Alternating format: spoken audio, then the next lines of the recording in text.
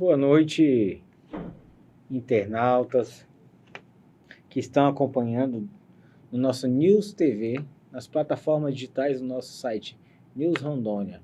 newsrondônia.com.br.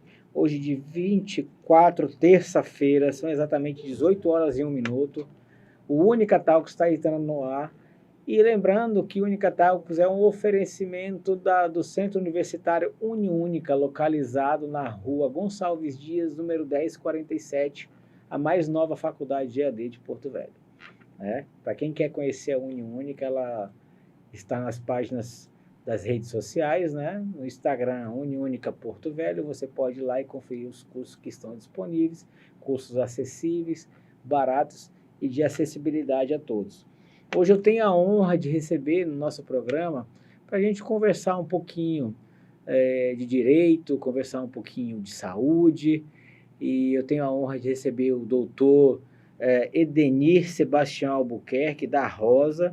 Ele é juiz de direito do Tribunal de Justiça do Estado de Rondônia, ele é titular da 2ª Vara da Fazenda Pública do Estado de Rondônia, e eu vou deixar ele se apresentar, como eu faço todos os programas, Para quem não sabe, eu sou o Dr. Rodrigo Rafael, advogado, jornalista, e a gente vem sempre para esse bate-papo gostoso. Doutor Edenir, seja bem-vindo. Muito obrigado pelo convite, à sua disposição.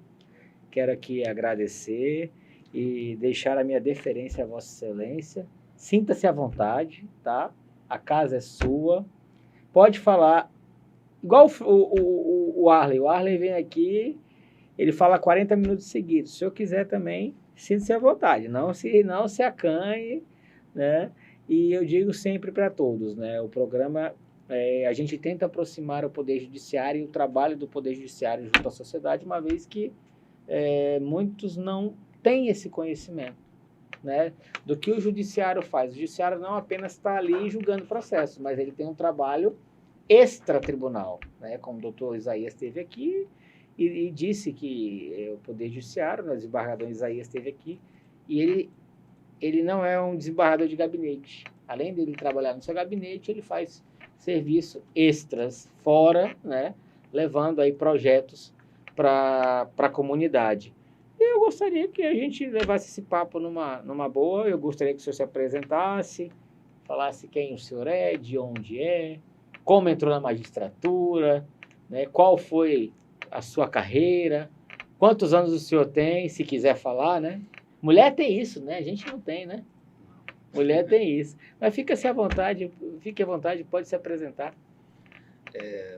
Obrigado, Rodrigo. É uma honra estar presente nesse programa, com referências excelentes, dos colegas que antecederam, que já passaram por aqui, dentre eles o Sérgio William, que é meu colega de turma, de 1995, o Arlen, o Franklin, o desembargador Isaías, o colega Lucas Aldarzian, pelas suas referências. Então, são magistrados que já têm uma referência excelente a respeito dessa posição de veículo, da sua respeitabilidade e isenção, e é uma honra que eu também possa estar junto com esses colegas nesse programa.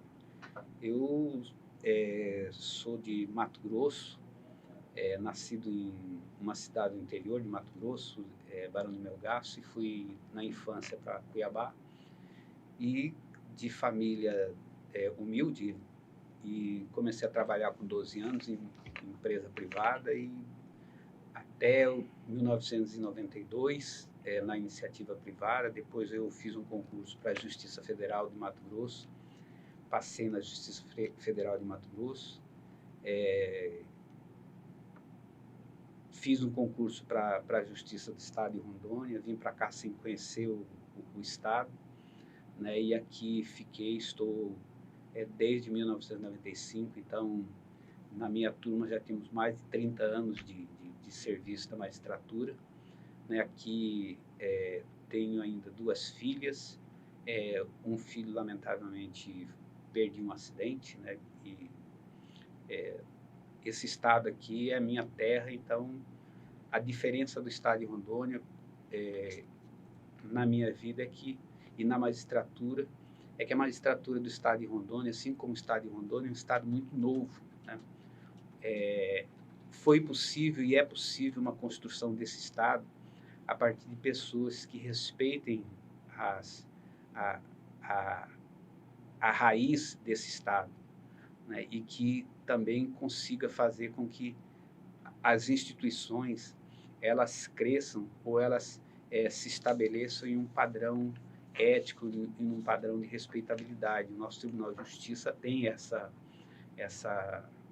visão, pelo menos na nossa perspectiva, né? E é uma história de muitos magistrados que nos antecederam, é uma história que também tem participação muito ativa do Ministério Público como uma instituição tão íntegra quanto o Poder Judiciário, né? Que é a simbiose e essa integração auxilia nisso, a Ordem dos Advogados do Brasil, igualmente, a Defensoria Pública. Então, no ambiente judiciário, nós temos muita tranquilidade de que as instituições dessa área jurídica no Estado de Rondônia, elas funcionam muito bem e se respeitam reciprocamente e fazem questão de exaltar e de manter as prerrogativas recíprocas, né, de cada um. Judiciário, especialmente e pessoalmente, né, eu tenho muitos respeito e muito zelo pelas prerrogativas do advogado, pelas prerrogativas do Ministério Público, pelas prerrogativas da Defensoria Pública, assim como sinto reciprocidade nesse papel, né? E falando da minha história, hoje, então, com 31 anos de magistratura, né, eu estou passando da casa também dos 60 anos de idade, para dizer que não há nenhum risco, né, ou nenhuma reserva em falar sobre idade. E o que eu posso dizer é que eu me reconheço e me identifico, né, na função de magistrado, e eu busco sempre retribuir a oportunidade que o Tribunal de Justiça me deu, que o Estado de Rondônia me dá, né, para manter uma palavra sempre antecedendo a minha presença onde eu puder estar, que é respeitabilidade. Então, eu zelo muito, né, para que esse item ele seja antecedente a mim e precedente a mim em todos os lugares em que eu estiver. E falando de tribunal, como que se define o papel do judiciário na vida da sociedade rondoniense? Nós temos uma sociedade que ela se constitui dentro dos estados brasileiros, né, como uma sociedade bem nova, né? Nós temos um estado em construção e o judiciário ele acompanha muito essa caminhada aí. O rondoniense, né, e os rondonianos, como diziam também quando entrei na magistratura, mas eu acho que todos estamos na mesma casa, né? Pode se sentir orgulhosos de um tribunal de justiça que é reconhecido pelo Brasil inteiro, Rodrigo, porque na sua área jurídica, como tem atuação, né, imagino que uma outra vez já tenha chegado, né, em alguma conversa, né, o quanto o Tribunal de Justiça do Estado de Rondônia é respeitado nesse país, né? Nós somos um tribunal do norte, de um dos menores estados do norte, um dos estados mais novos da região norte. Com selo diamante. Né? E com selo diamante repetidos, né? E selo diamante é um atestado que o Conselho Nacional de Justiça atribui aos tribunais, que consegue ter eficiência na prestação jurisdicional, ou seja, rapidez, que consegue ter consistência na prestação jurisdicional, né? Que consiga atender todas as regiões, né? E consiga ainda manter um quadro ímprobo de decisões, né? E que atenda políticas que geralmente elas são encaminhadas pelo CNJ, né? Não estamos política do CNJ, então, que privilegia o atendimento a vulneráveis. Por exemplo, o desembargador Isaías faz um trabalho na área da infância e juventude, né? Eu faço um trabalho na área da saúde, o colega Marcelo Tramontini faz na área também de infância e juventude também, outros magistrados na área da proteção à mulher, né, da proteção ambiental, e essas políticas que o CNJ ele encaminha, o tribunal tem dado resposta positiva a isso. Então, eu me sinto muito prestigiado por esse tribunal, que inclusive tem iniciativas muito vanguardistas, né? Ou seja, à frente de outros tribunais, e acabamos sendo copiados por outros tribunais em algumas das ações que nós fazemos e das instituições que nós criamos. E o que você tem a dizer, doutor, qual foi o que mais mudou nessa atuação da justiça nesses últimos anos? Existem vários aspectos de mudança da justiça, né? Mas eu acredito que dois especiais, Rodrigo. Eu acredito que um primeiro que merece ser mencionado é a acessibilidade, né? A justiça ela se tornou muito acessível às pessoas, né? A resistência a estar no judiciário, ela era muito grande. Eu imagino que seus pais, assim como os meus, né, sentiam orgulho de falar: nunca pus o pé no fórum, né? E nem quero colocar o pé no fórum. Então, é porque a justiça ela era um sinal, na maioria das vezes, de uma instituição que ela teria um caráter punitivo, aquela que representaria para quem entrasse nesse prédio, nesse fórum, né, uma situação de demérito, algo que seria uma má fama, vamos dizer assim, né? Agora, a acessibilidade permite que hoje nós tenhamos, atuando na justiça, na justiça nos juizados especiais, pessoas que querem receber uma dívida, pessoas que querem discutir um dano moral, pessoas que querem decidir conflito fundiário, pessoas que querem decidir sobre guarda dos filhos, proteção, pessoas que querem, enfim, resolver algumas pendências, sabendo que podem acessar a justiça, que a justiça não será obstruída por questão remuneratória, da pessoa ter ou não ter dinheiro, né? E da pessoa estar ou não bem posicionada na sociedade. Então, esse é um dos aspectos, né? E o outro, esse eu entendo que também é de chamar a atenção, é o da política, que começa a ser também objeto das demandas judiciais, né? Porque,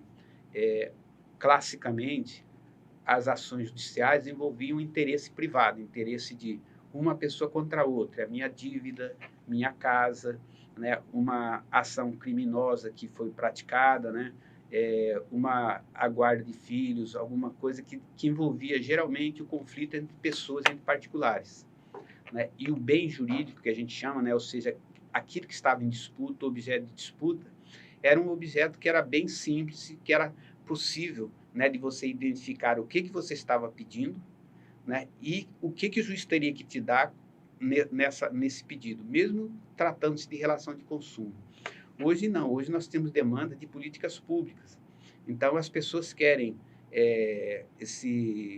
saúde, querem medicamentos, querem tratamentos, querem atendimento médico, né? E elas não estão disputando nessas ações algum bem, né, que seja previamente definido, ou que realmente, antes da demanda judicial, já esteja certo que ela possa ou que ela não possa, ou que é aquilo que realmente deve ser dado, né, e de comparar o interesse dessa pessoa com o interesse de uma multidão, de outras pessoas que não estão nesse processo. Nas políticas públicas, o que nós temos de diferente é exatamente isso. Na ação tradicional, nós tínhamos pessoas demandando contra outra pessoa, você conhecia quem que era o autor e o interesse de quem que estava em disputa.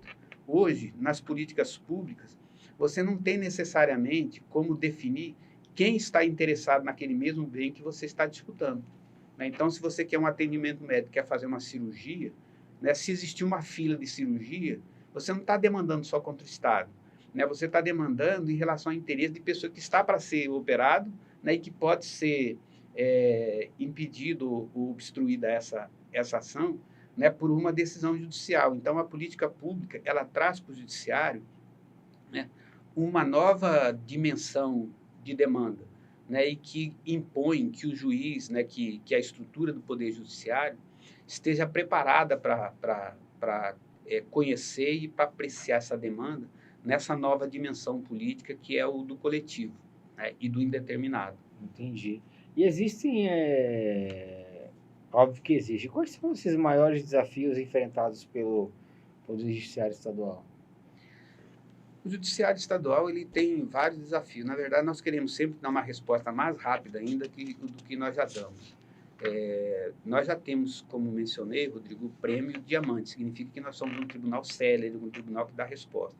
A ponto de pessoas demandarem, aqui no estado de Rondônia, ações que elas poderiam demandar em outros estados, mas elas trazem para o estado de Rondônia para demandar em razão da celeridade, em razão da rapidez. Então, nesse ponto, nós já temos uma virtude, uma qualidade que já entregamos.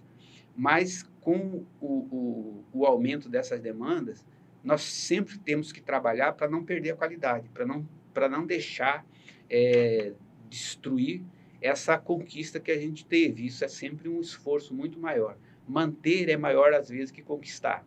Né? Você manter uma conquista é muito maior do que você conquistar, porque você pode conquistar, chegar lá ao topo e depois cair. Né? E o Tribunal de Justiça tem mantido essa performance. Né?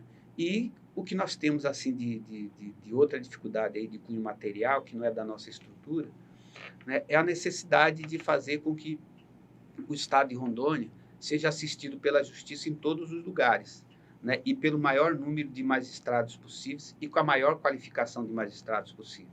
E que a gente esteja próximo das pessoas para ouvi-las, né? E nós estamos hoje num dilema, Rodrigo, que é, né, a virtualização de tudo, né? E a virtualização de processo. Então, já deve ser da sua vida alterada, né? A participação de audiência, na maioria virtuais, né? Poucas presenciais. E o que nós tínhamos de tradicional nas presenciais é que as partes compareciam e elas estavam ali, elas sentiam a presença de alguém, né, do juiz, da presença das partes que estariam próximas a ela, como se estivesse realmente assistida. Né? Hoje nós estamos assim, como se fosse aquele requerimento que nós fazemos no computador e esperamos a resposta da maquininha para ver o que vem, né, de resposta. Né? Óbvio que nós não funcionamos desse jeito, né? Mas essa virtualização ela traz uma outra,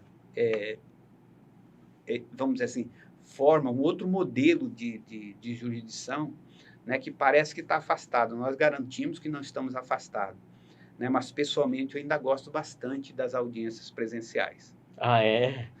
Isso veio com a pandemia, né? Foi um susto que nós tomamos. Eu achei que na época nós não iríamos nos acostumar. Sempre falo isso, né? E hoje ela é uma realidade e ela tem vários pontos positivos, né? Você não vai no fórum, você faz o seu escritório, né? Porque muitas vezes nós íamos para as audiências no fórum e estava prejudicada, ou ela remarcada, ou tinha uma por cima da outra, né? Então nós passávamos praticamente a manhã no fórum. E quando veio a pandemia e teve essa mudança, assustou todo mundo. E agora, né? Mas hoje não, hoje o pessoal quer virtual de qualquer jeito, né? E ela tem uma vantagem, sim, Rodrigo, além dessa, né, de facilitar ela também se torna acessível para pessoas que não têm condições de estar presentes no fórum, né? Eu já fiz audiência, né, envolvendo conflito agrário, em que as pessoas fizeram audiência lá da zona rural, né? E pela imagem dela, a gente percebia que elas estavam no quintal da casa, acabando de fazer algum tipo de atividade. E a galinha parou, atrás, né? Então, facilitou sim, ela tem a virtude, né? E ela confere acessibilidade sim, facilidade sim, sem dúvida. E a sua avaliação com relação entre justiça e cidadania, qual seria? Eu acredito que a justiça e cidadania ela é uma ação do judiciário que ela deve ser subsidiária, Rodrigo, porque a cidadania ela tem que primeiramente ser assegurada, ser garantida, né, a partir do processo normal de concretização de direitos, que é de forma coletiva, né, que é de forma geral. Então, a implementação ou a efetivação de direito de formas coletivas, para todo mundo, ela geralmente se dá através do processo regular de política pública, que é através de uma lei que cria e reconhece um direito, valorizando o poder legislativo, né, que tem essa prerrogativa, e o poder legislativo ele deve ser valorizado, e eu respeito muito e valorizo o poder legislativo. Né? O poder executivo, que deve ter a prerrogativa de implementar, de planejar e de implementar as políticas, de definir as prioridades, né, e implementar as políticas. Eu também respeito e entendo que o poder executivo ele tem uma absurda relevância na vida das pessoas. E essa é a política universal, essa política geral que é criada por essas instituições, né, pelo processo normal de implementação de políticas públicas. O judiciário entra na subsidiariedade porque quando alguém entra no judiciário para tratar de políticas públicas, e aí nós estamos falando também de cidadania em resposta à sua pergunta, é porque nesse processo alguma coisa não foi suficiente, ou falhou, foi omitida. Né? E a ação do judiciário, ela tende a ser singularizada, ela tende a ser no varejo, né? Ela tende a atender só determinadas pessoas que entraram na justiça. Né? E a situação de omissão ou a situação de falha, né, que é do geral, ela permanece. Então, o judiciário, nas políticas públicas e na cidadania, ele é um construtor subsidiário. Né? Ele tem uma função de tentar corrigir, de tentar ajustar aquilo que está fora da ordem, né? Mas as políticas públicas e a efetivação da cidadania, né, ela tem atores importantes nesse processo que permitiriam que isso fosse geral, né? Que não precisasse de ninguém vir à justiça. Mas, quando vem a justiça, aí nós vamos nos orientar na Constituição Federal e nos direitos que essa Constituição assegura. O doutor hoje ele é magistrado e ele está lotado, né, na segunda vara da Fazenda Pública. E o que mais marcou o senhor como titular na segunda vara da Fazenda Pública? Algumas coisas marcam, né? Mas como você se referiu antes, na pandemia, né, nós tivemos que reconfigurar as nossas ações. E a segunda vara, na época da pandemia, recebeu algumas ações relevantes, né? Que era naquele período de fecha ou abre, né? Mantém ou não mantém. Né? E nessa oportunidade, nós, na segunda vara, nós sempre atuamos de uma forma que a gente chama no direito de processo estruturado. Né? O que é processo estruturado para quem é um pouco leigo na área? Processo estruturado é um processo em que a solução, né, da demanda, ela busca ser construída a partir da atribuição de responsabilidade para quem tem obrigação de construir. Né? Então, se a questão é de segurança pública, nós buscamos trazer a área da segurança pública, a Secretaria da Segurança Pública, para dizer o que ela vai fazer, como ela vai fazer, e dar resposta àquela demanda, porque aí nós tiramos esse viés que é individual para resolver para uma pessoa, né, e já tratamos de que essa solução ela seja resolvida emergencialmente para aquelas pessoas, mas que já haja um projeto para que aquela situação ela não se renove, ela não se perpetue. Então, isso nós atuamos tanto na área da segurança pública, como na área da saúde, como na área da educação, né? Então, nas diversas áreas. Então, a área de saneamento básico, na área da moradia, na área do ambiental, nós sempre estabelecemos audiências nos quais nós trazemos as pessoas e os órgãos e aqueles que vão ser afetados pela decisão para que eles tratem, para que eles trabalhem, que esse processo seja resolvido de forma coletiva. Então, essa é uma forma de atuação. E na pandemia, né, acabou que essa forma de atuar ela foi muito relevante, né, porque em uma audiência, foi uma das mais longas que eu já fiz também, né, nós conseguimos trazer o governador de estado para uma mesma audiência, o prefeito municipal da época para uma mesma audiência, o Ministério Público Federal, o Ministério Público Estadual, a Procuradoria do Município, a Procuradoria do Estado, as federações de comércio, federação de indústria que eram afetadas por aquelas, pessoas da área de educação, a pessoa da área da saúde, né, entidades privadas também? As entidades privadas. Então, nós conseguimos fazer com que houvesse um ambiente em que todos fossem ouvidos. Né? E, a partir disso, facilita a nossa decisão, porque nós temos condições de saber se existe uma resistência e tentar identificar onde está essa resistência e o que precisa ser feito para que essa resistência ela seja superada. Doutor, um dos maiores desafios enfrentados nessas demandas que envolvem a fazenda pública, tem algum passado, né? Atual não pode falar, né? Pode ser o passado. Os desafios são recorrentes, né? Os desafios são recorrentes. Nós temos alguma dificuldade. A Vara de Fazenda Pública, né, ela atua, né, para esclarecer. A Vara de Fazenda Pública ela tem competência, ou seja, ela atua nos casos em que há interesse do Estado de Rondônia e do município de Porto Velho, Candeias e, na verdade, os municípios mais próximos aqui. As demandas que envolvem a administração direta, autarquias, né, ou empresas públicas desses lugares, né, a Fazenda Pública tem competência para decidir isso, né? E a maioria das demandas na Fazenda Pública, então, elas são relacionadas a políticas públicas, né? Questão de transporte urbano, questão de lixo, questão de transporte coletivo, lixo, limpeza, segurança, improbidade, né? Quando existe algum ato praticado por agente público, precisa ser saúde, que é o caso mais específico da minha atuação.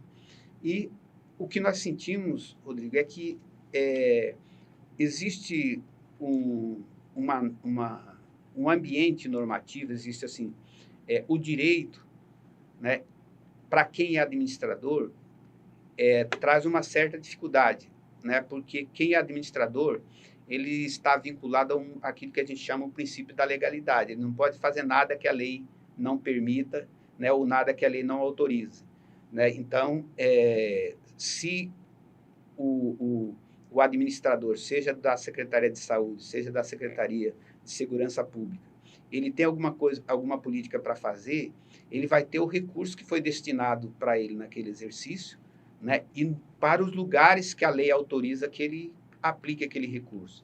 Então, muitas vezes, no período de exercício desses agentes, eles são surpreendidos com alguma demanda que não estava prevista naquele planejamento, né? E as pessoas que se sentem prejudicadas por essa omissão ou por essa falha, elas vão ao judiciário para que o judiciário corrija essa falha. Então, o judiciário, quando decide, nós decidimos dizendo, olha, tem uma falha, você tem que atender, porque essa pessoa tem direito a isso, essa instituição tem direito a isso.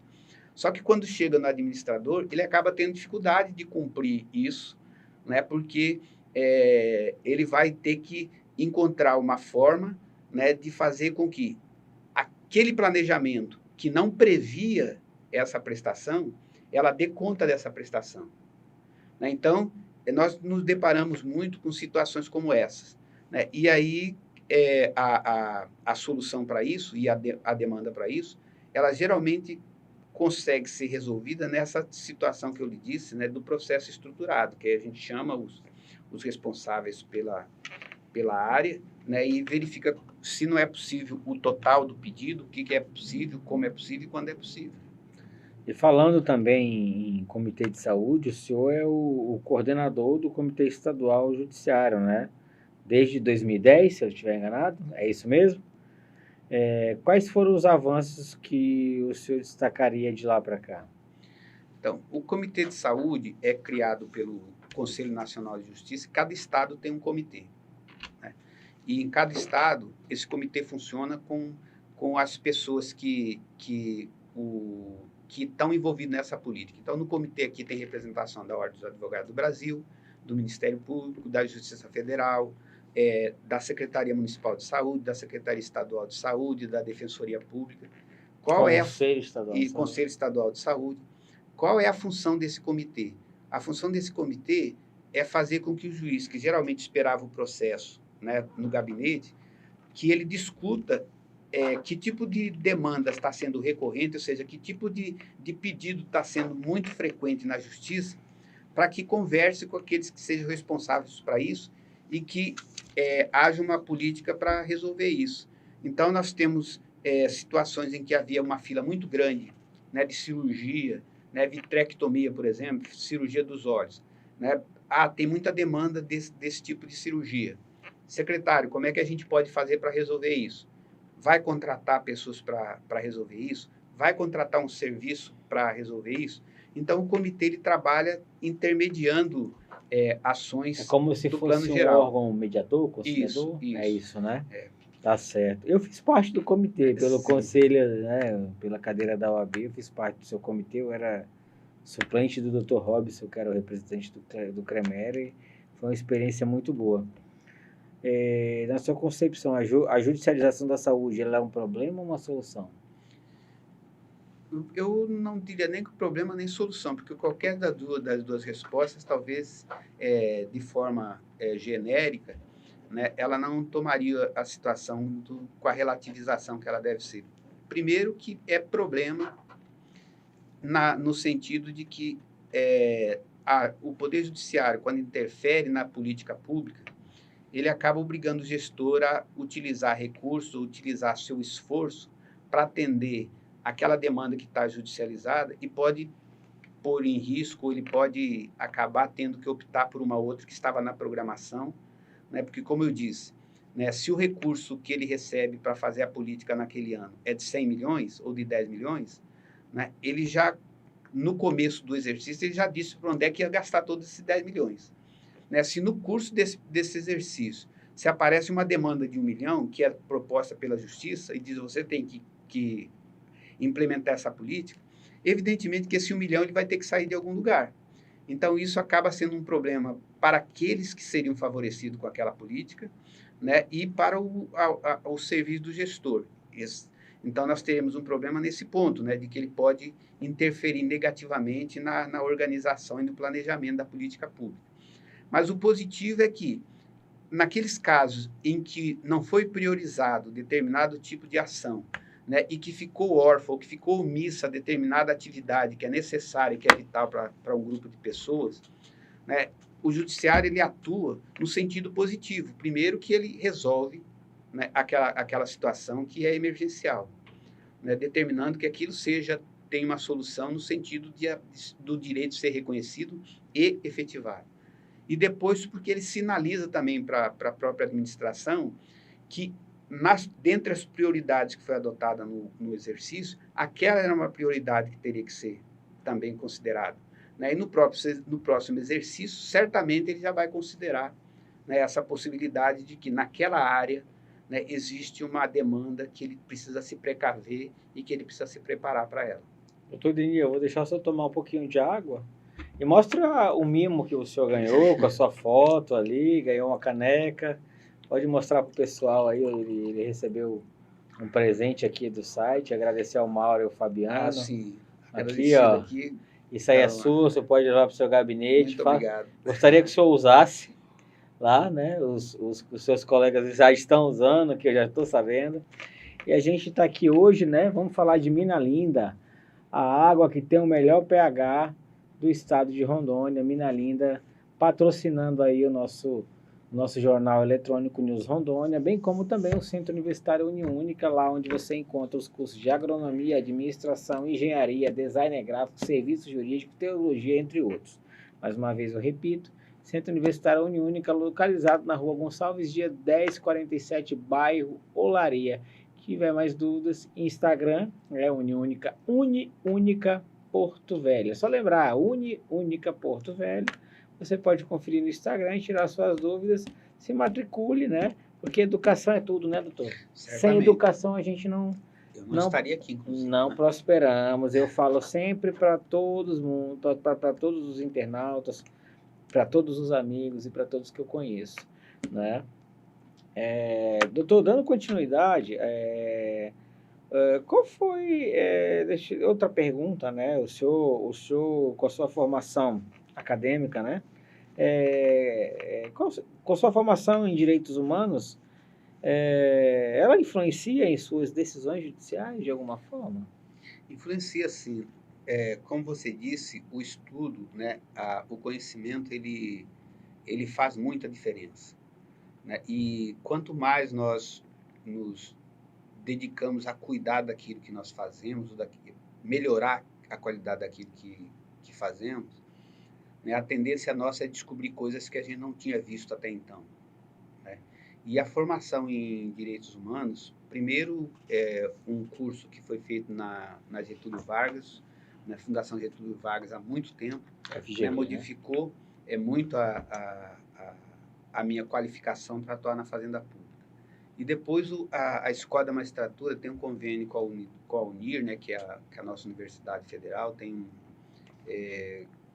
a respeito para pós-graduação, né, no sentido de atuar nessa área de direitos humanos. Por isso que o conhecimento é muito importante, né, a gente vencer essas barreiras iniciais e depois conseguir mais ainda uma informação complementar. E nesse sentido, o que eu posso dizer é que direitos humanos, por exemplo, tem demandas relacionadas a direito ambiental, tem demandas relacionadas à atuação, né, de saneamento básico pela empresa que é concessionária do serviço, né, de implementação.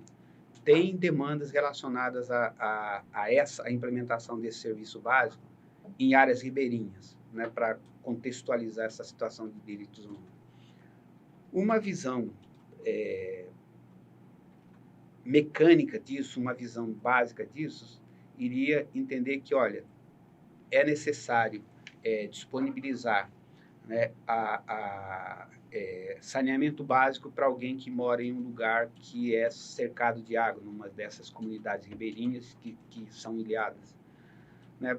Só que, a partir do momento em que a gente começa a perceber que existe um modelo de vida diferente nesses lugares, que não é razoável que a gente somente transporte as condições que a gente tem na cidade para um lugar desse, né, como se fosse possível isso, sem interferir no padrão cultural daquelas pessoas, no modo de vida daquelas pessoas, né, é um erro de perspectiva, né, um erro talvez até de ignorância, porque se existe alguém que uma comunidade, um grupo de família que há muito tempo ela vive sob determinadas condições, sob determinados costumes, né, qualquer tipo de intervenção tem que cuidar para verificar se nós não estamos impondo àquelas pessoas uma forma de vida que não é a delas, ou que nós não estamos querendo ensinar a ela alguma coisa que nós achamos que sabemos mais e que talvez elas saibam mais do que a gente. O modo de vida dessas pessoas, elas sejam muito mais naturais e muito mais saudáveis do que o nosso,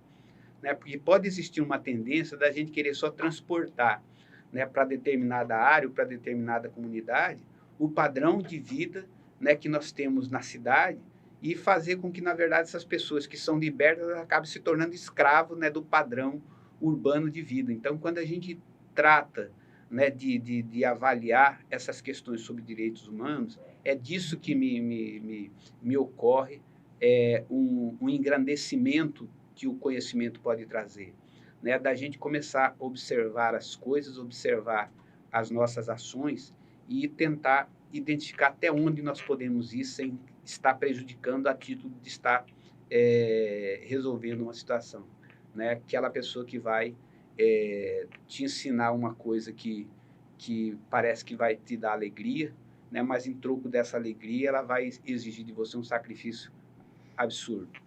Bom, estamos aqui recebendo algumas mensagens, estamos ao vivo, né? Agradecendo, parabenizando o senhor pela sua participação e os esclarecimentos que o senhor está dando, né? Eu queria que o senhor mandasse um abraço aí.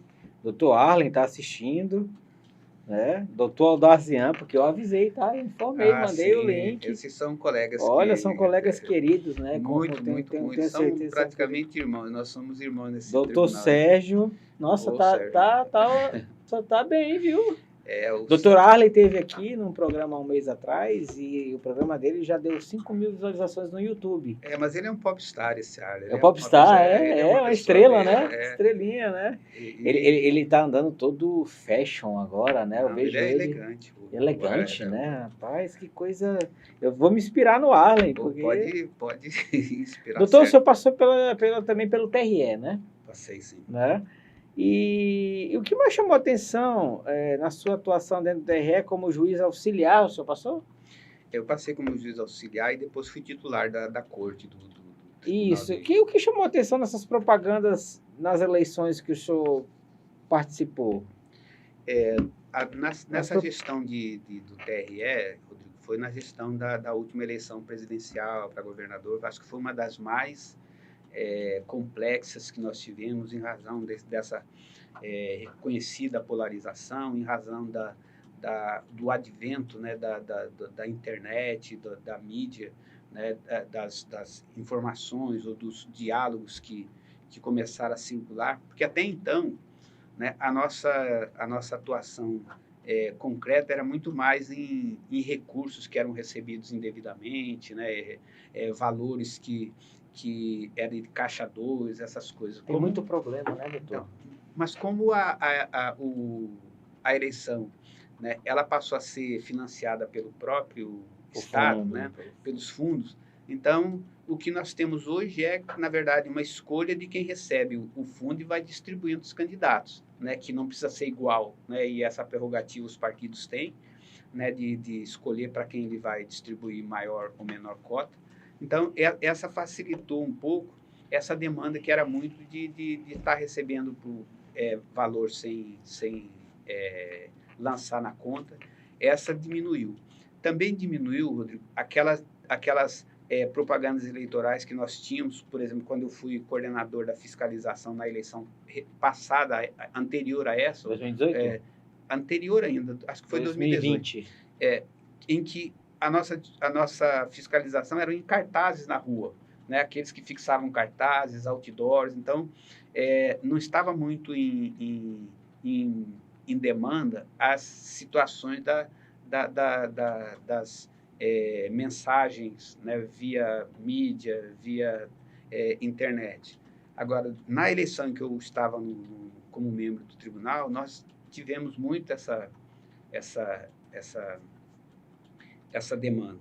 E também, como era uma eleição majoritária, nós tivemos a discussão sobre como é possível hoje que um candidato, né, no governo ele se reeleja, né, é sempre muito recorrente, né, a discussão que essa pessoa usou do cargo, não usou do cargo para levar vantagem, esses processos que ainda... Isso também chega no tribunal, né? Chegava muito no tribunal. O que mais me preocupa, doutor Edenir, nessa questão de direito eleitoral, são as fake news, né? Essas informações falsas que são propagadas e elas conseguem, né, ventilar de uma forma tão assim rápida, veloz, e os próprios eleitores têm que tomar cuidado com isso. Até mesmo os candidatos que veiculam isso, né? E estavam conversando na semana passada com o doutor Sérgio e com o doutor Allen, até mesmo quem divulga fake news está sujeito a penalidade. Essa situação, Rodrigo, eu acho que ela passa muito, né, por uma autoavaliação, né, de quem acessa ou de quem recebe, né? Porque eu imagino que tem uma certa parcela, né, de concordância ou de esperança de que aquilo que está ali seja verdade, ou que aquilo que está ali sirva para te manter convicto de determinada ideia, né, que você pode até desconfiar que não seja realmente uma ideia acertada, uma ideia correta, né? Porque por uma lógica da vida, né, se uma pessoa ela te passa muitas informações mentirosas, né, a sua tendência é não mais dar confiança a essas informações mentirosas. Até a história do Pedro e do Lobo, né? Isso. Né, de que a pessoa, né, o menino gostava de assustar o vilarejo, dizendo, o lobo está vindo, né? As pessoas corriam, se escondiam. O lobo está vindo, e as pessoas corriam, se escondiam. Um dia o lobo estava vindo mesmo, ele deu a notícia de que o lobo estava vindo, ninguém se escondeu, aí foi uma tragédia, né? Porque a ideia, a fala dele, né, acabou não tendo mais credibilidade, né? E eu acredito que a gente não precisa chegar a esse nível, né, da credibilidade, da falta de credibilidade, né, ela vir para determinadas pessoas só quando uma tragédia, quando alguma coisa muito grave aconteça a ela ou a pessoas que ela gosta, ou a mesma uma outra pessoa, né? O senso de humanidade, né, que me inspira, eu acho que inspira a maioria das pessoas, né, imagino que deveria ser aquele de ser o cuidador, né? De ser aquele que cuida. E eu me permito ter uma ideia, uma posição diferente da sua, né? Política, ideológica. E eu entendo e respeito, e eu gostaria que você tivesse uma ideia diferente, inclusive da minha, para que a gente pudesse debater e chegar num consenso de que eu não sei a verdade, que você não sabe a verdade, que o melhor caminho talvez fosse aquilo que fosse mediado entre os nossos conhecimentos, né? Para que a gente construísse alguma coisa que eu pudesse partilhar dela e você pudesse partilhar. Que não fosse a sua verdade prevalecendo, nem a minha verdade prevalecendo, como se tivesse que existir uma exclusão, né, de uma posição. Se vence a minha, você não vai ter direito a nada. Se vence a sua, eu não tenho direito a nada. Né? Então, essa forma de ver as coisas, ela não parece que ela possa levar um país, uma nação, uma comunidade, uma família, né, uma amizade a lugares muito longos, né, muito distantes, né, porque o que nos aproxima é aquilo que faz com que a gente se apegue em um gosto por alguma coisa que você faz e você num gosto por alguma coisa que eu faço. Né? Se não tiver essa mediação, dificilmente a gente vai viver numa sociedade ou num mundo em que a gente confie, que a gente respeite, que a gente procure. Esse seria um mundo de afastamento e não um mundo de união, um mundo de aproximação. E a democracia, a sociedade, ela só vive pela aproximação. Ela não vive pela rejeição, ela não vive pelo distanciamento, ela não vive pela imposição de uma ideia sobre outra, seja a sua, seja a minha. Então, quando a gente trabalha nesse ponto, né, sabendo que você tem direito a divergir de mim, eu tenho direito a divergir de você, eu acho que a gente não precisa de informações erradas, daquilo que não é verdade, para sustentar meu argumento e você para sustentar o seu. Né? Porque senão a sua fala ela vai ser em cima de alguma coisa, né, que depois eu vou olhar e vou falar como é que eu vou argumentar com uma pessoa, né, que sabe que alguma coisa não é assim, e ela sustenta essa coisa não sendo assim. Porque você acaba fechando o ouvido para aquilo que eu tenho a dizer, e o que vai acontecer é eu fechar o ouvido para aquilo que você tem a dizer. Entendi. Doutor, e voltando à parte do comitê, o comitê ele tem aquela função de mediação para que os processos não sejam judicializados, correto? Perfeito. Mas falando de judicialização, a judicialização da saúde é sintoma de falha estatal ou de fortalecimento de acesso à justiça?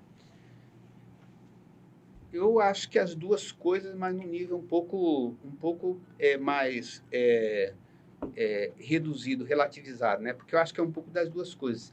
Ela, como eu disse, ela pode prejudicar um pouco a gerência da administração, ela pode fortalecer o judiciário como órgão de segurança, de apoio para quem é necessitado, para quem vê seu direito violado, né? Mas ela não é a melhor solução nem para o judiciário nem para o executivo. Por isso que, como eu disse, Rodrigo, a gente tenta fazer com que, a partir do comitê, a solução que chegar para ela seja uma solução universal, ela seja uma solução que vai ser para todos, né? E não só para quem entrou na Vamos dizer que o comitê seja uma espécie de Sejusc. Mais ou menos isso. A Sejusc ela atua na mediação. Eu acho que a mediação é a melhor coisa que pode o judiciário oferecer. Para justamente evitar a judicialização nesses casos, né? Perfeito. E o senhor acredita que o judiciário tem sido técnico o suficiente para decidir sobre essas demandas de saúde? Absolutamente. Absolutamente. O Supremo Tribunal Federal, inclusive, tem enunciados que encaminha muito mais a decisão para uma ordem, para uma generalização. E como garantir que o juiz ele não substitua o médico na tomada de decisão? Nós temos um grupo de apoio técnico que a gente chama que é o NAT, né, que são formados por médicos. E esses médicos, eles, quando eu tenho dúvidas, chegou um processo para mim, alguém pediu medicamento, você chama o NAT. Eu mando o processo para o NAT, aí outros médicos avaliam se aquele medicamento, se aquele tratamento é adequado.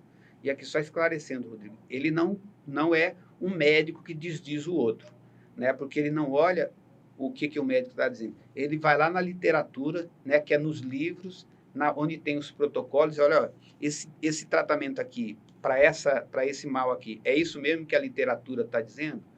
Se não for, ele vai dizer assim, ó, esse aqui não tem consistência, não tem eficiência para isso. né? Como você tem que usar o direito para decidir ou para peticionar. Eu tenho que usar o direito para decidir, né? Então, eu não posso inventar. Assim, o médico não pode usar o paciente como cobaia, né? E o NAT evita exatamente isso, que o paciente seja usado como cobaia. Para quem não sabe, o NAT é o Núcleo de Apoio Técnico. Isso. É justamente onde estão os médicos e vem esses relatórios. Isso. E aí é onde o magistrado, no caso o senhor, né, se embasa para tomar suas decisões extremamente justas. Eu já vi decisões do doutor Edenir, né, de processos passados. Os processos são públicos, né, gente? E o doutor Edenir sempre muito justo, muito prudente, um magistrado dedicado, um magistrado íntegro. Daqui a pouco é desembargador, né, doutor? Tá perto? De posição, sim, mas de distanciamento de tempo ainda falta bastante. De posição, sim, né? Mas daqui a pouco, se Deus quiser, é desembargador e vai fazer, se Deus quiser, chegando lá, né? A gente sempre deseja isso para todos que passam aqui, que também façam um bom trabalho lá no tribunal, no segundo grau. Doutor, a gente está chegando no nosso final. Eu queria fazer uma última pergunta com relação ao comitê. Como ele atua para reduzir essas desigualdades, né, no acesso à saúde? Exatamente, como eu disse antes, Rodrigo, quando eu proponho uma ação para um medicamento ou para uma cirurgia individualmente, porque eu não fiz essa cirurgia até agora, né, o juiz vai dar uma decisão para você, né, que você entre e o que você faça. Quem está na fila, por que não está saindo, por que essa cirurgia não está acontecendo para todas as pessoas, isso não está naquela decisão, né? Porque a decisão foi você que pediu, você vai receber. E o comitê, na medida em que ele identifica que existem muitas demandas, por exemplo, pedindo cirurgia ortopédica, né, ou cirurgia cardíaca, nós vamos acionar a Secretaria de Saúde, né, e o responsável falar, como é que vai resolver essas filas aqui? Como é que você vai providenciar a resolução dessas situações? E, independentemente da decisão que foi individualizada, o comitê trabalha para construir caminhos, junto com o responsável pela gestão, né, de que, seja pelo próprio Estado, ou seja por empresas contratadas, aquele serviço ele acabe saindo. Só para os internautas entenderem, como que o comitê é provocado? Ele é provocado após a provocação do judiciário ou antes? E de que forma é provocado o comitê? O comitê ele atua de uma forma permanente, ele não precisa de provocação. Na verdade, como coordenador do comitê no Estado, nós identificamos através dos processos judiciais do Estado demandas que geralmente são recorrentes, né? Ou crises, o secretário de algum lugar ou do Estado diz, olha, nós estamos tendo muita internação para fazer cirurgia cardíaca em determinada cidade, estão bloqueando dinheiro da saúde, nós estamos com dificuldade, né? Vamos ver o que a gente pode fazer para isso. Ou eu recebendo várias ações, por exemplo, da saúde mental, que é uma causa bem esse presente, né? As internações compulsórias. Não tem esse residência terapêutica.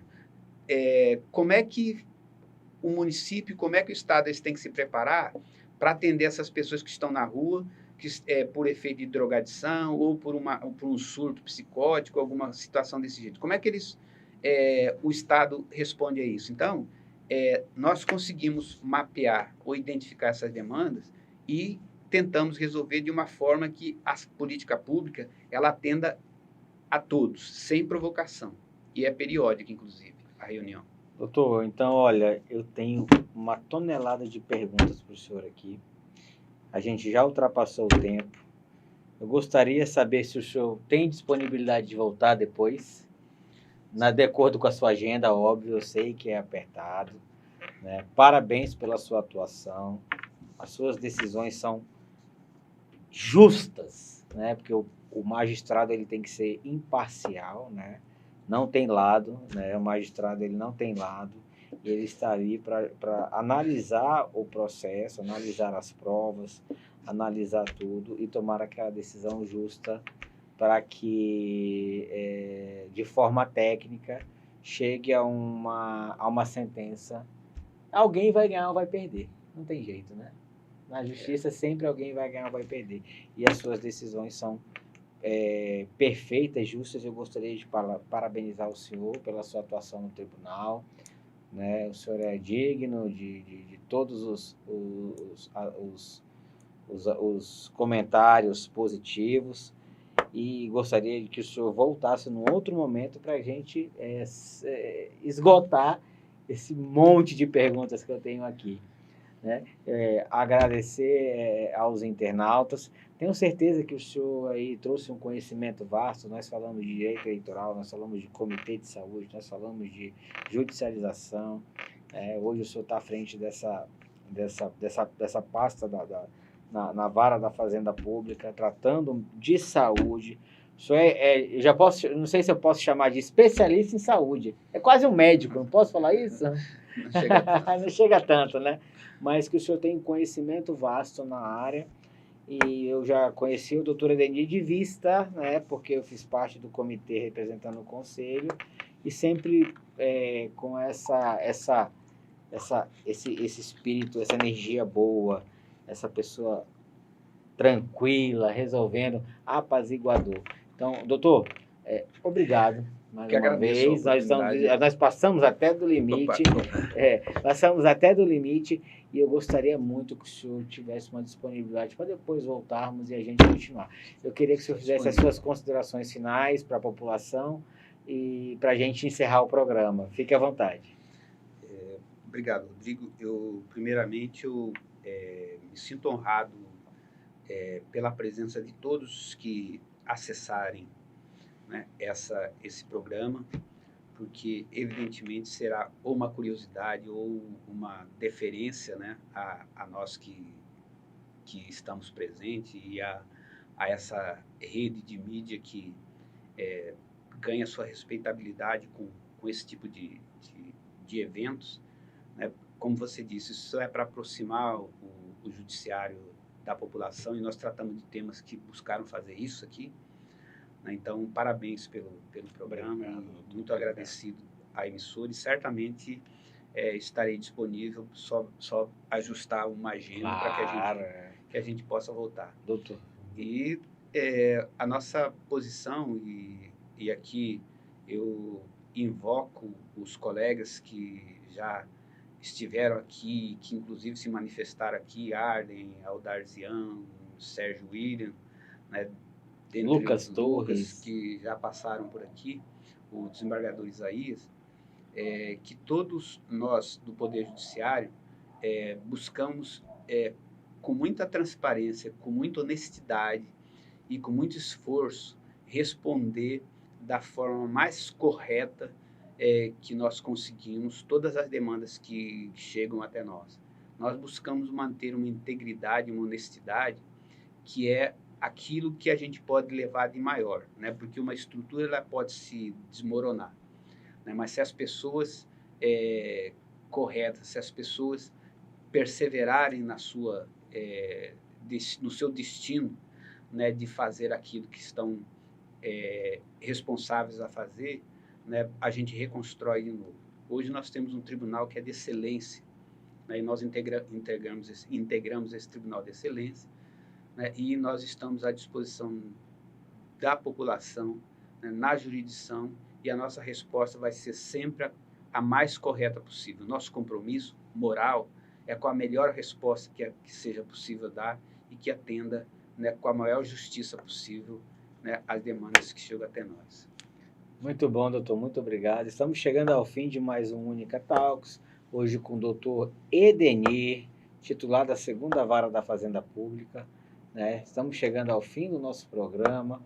Terça-feira teremos mais um episódio, né? E eu agradeço a audiência, agradeço a paciência e espero que tenham absorvido todas as informações de grande relevância para a sociedade, né? Como disse, nós trazemos as informações e o programa tem essa função social de aproximar o judiciário à nossa população. Então, gente, muito obrigado. Até terça que vem. Até mais. Tchau, tchau.